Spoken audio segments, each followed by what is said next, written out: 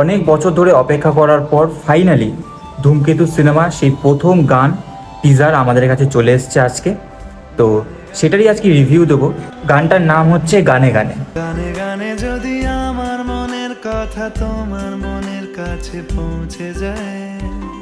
তো এই যে গানটা, এই গানটা আমি কিছু কিছু ক্লিপ আমি শুনেছিলাম যখন এই ভিডিওটা মানে সিনেমার যে গানটা শুটিং হচ্ছিল। কিছু নিউজ চ্যানেল সেটা কভার করেছিল, তো তখন আমি সেটা শুনেছিলাম, সেটা অনুপম রয় আর শ্রেয়া ঘোষালের গলায়। আর এখন শুনছি অরিজিতের গলায়। গানটার লাইনটা এত সুন্দর, মানে গানটার মধ্যে বলা হচ্ছে গানে গানে আমার মনের কথা যদি তোমার মনের কাছে পৌঁছে যায়। এই লাইনটা যে এত সুন্দর, আমি কতবার যে শুনেছি সেটা আমি বলে বোঝাতে পারবো না।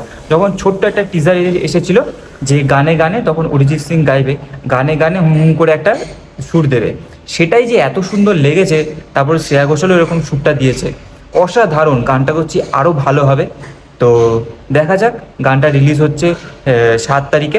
গানটার ভিডিওর যে দৃশ্য সেইগুলো একটা পাহাড়ের মধ্যেই দেখানো হয়েছে। হয়তো পাহাড়ে হতেও পারে পুরো শ্যুটটা, আবার বাইরেও হতে পারে, কিন্তু যেটুকু দেখিয়েছে সে পাহাড়ের এলাকা, সেই সব নিয়ে।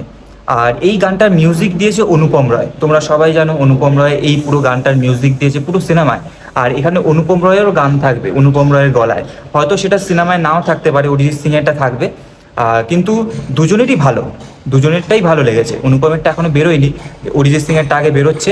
আর আমার দারুণ লেগেছে, আমি অনেকবার দেখলাম টিজারটা। অনুপম রায় মানুষটা আমার খুবই প্রিয়, আর তার গান তার লেখা দুটোই আমার ভালো লাগে।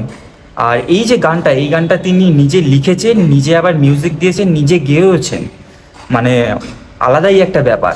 তার সাথে আবার অরিজিৎ সিং আর শ্রেয়া ঘোষাল রয়েছে। এই গানটার টিজারটা তোমাদের কেমন লেগেছে কমেন্টে করে জানাও। আর আমি তো এক্সাইটেড এই গানটার জন্য।